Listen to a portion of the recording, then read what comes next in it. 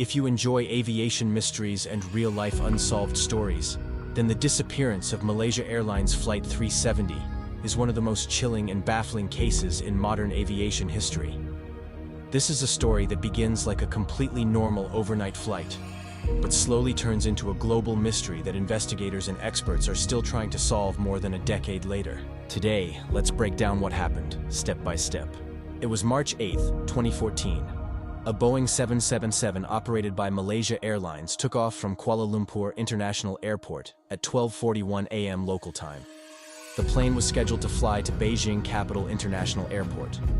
On board were 227 passengers, 12 crew members, people from 14 different countries. The captain of the flight was Zaharieh Ahmad Shah, a veteran pilot with more than 18,000 hours of flying experience. Everything about the flight looked routine. Weather conditions were calm. The aircraft had no known technical problems. For the first 38 minutes, everything went exactly as planned. At 1:19 a.m., air traffic control in Malaysia handed the aircraft over to Vietnamese controllers. The final radio message from the cockpit was simple. Good night, Malaysian 370. After that, just minutes later, the plane's transponder stopped transmitting. This meant radar systems that rely on aircraft identification could no longer see it. To air traffic control, it looked like the plane had simply vanished, but the mystery deepened quickly. Military radar in Malaysia later showed something shocking. Instead of continuing toward Beijing, the plane turned sharply west. It flew back across the Malay Peninsula, passing near the island of Penang. Then it headed northwest toward the Andaman Sea. And then, it disappeared from radar completely. At this point, investigators realized something disturbing.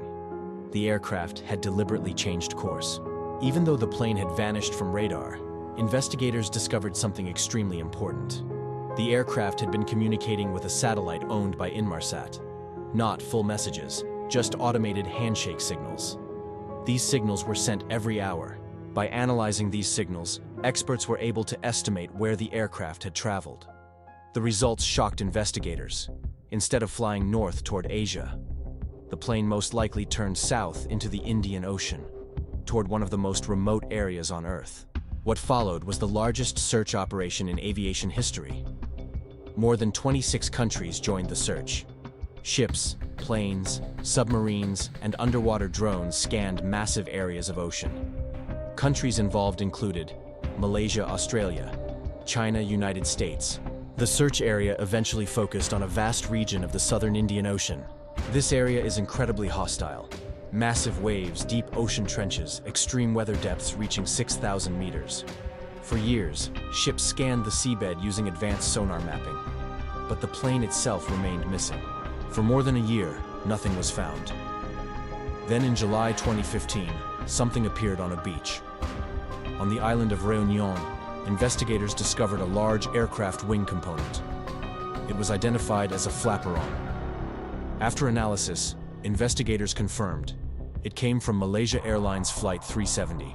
Over the next few years, additional debris was discovered along the coasts of Mozambique, Tanzania, South Africa, Madagascar. Ocean currents suggested the aircraft had indeed crashed somewhere in the southern Indian Ocean. But the main wreckage was never located. Because the aircraft has never been found, many theories have emerged. Pilot suicide theory. One theory suggests the pilot, Zaharieh Ahmad Shah, deliberately diverted the aircraft. Investigators examined his flight simulator at home, his personal life, his communications. Some analysts believe the flight path could match a controlled diversion followed by a crash. However, investigators never found definitive proof. Another theory involves a hijacking attempt, but this explanation has problems. No passenger made a distress call, and no group ever claimed responsibility. Some experts suggest a catastrophic failure may have disabled the aircraft. Possible scenarios include decompression, electrical failure, fire in the avionics systems. In such a situation, the plane could have continued flying on autopilot for hours until fuel ran out.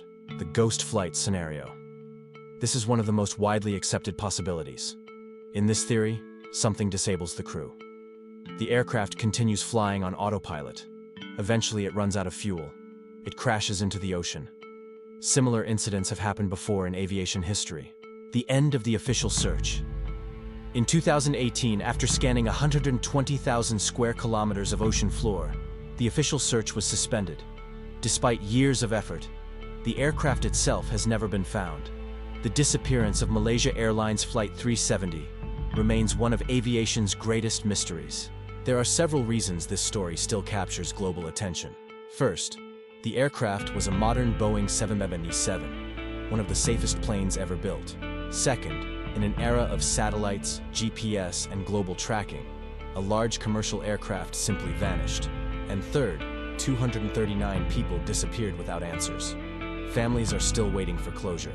More than a decade later, the fate of Malaysia Airlines Flight 370 is still unknown. Some experts believe the wreckage will eventually be found deep in the Indian Ocean. Others believe it may remain hidden forever, until the wreckage is located. The final moments of MH370 remain a mystery, and one of the most haunting questions in aviation still remains. What really happened to Flight 370?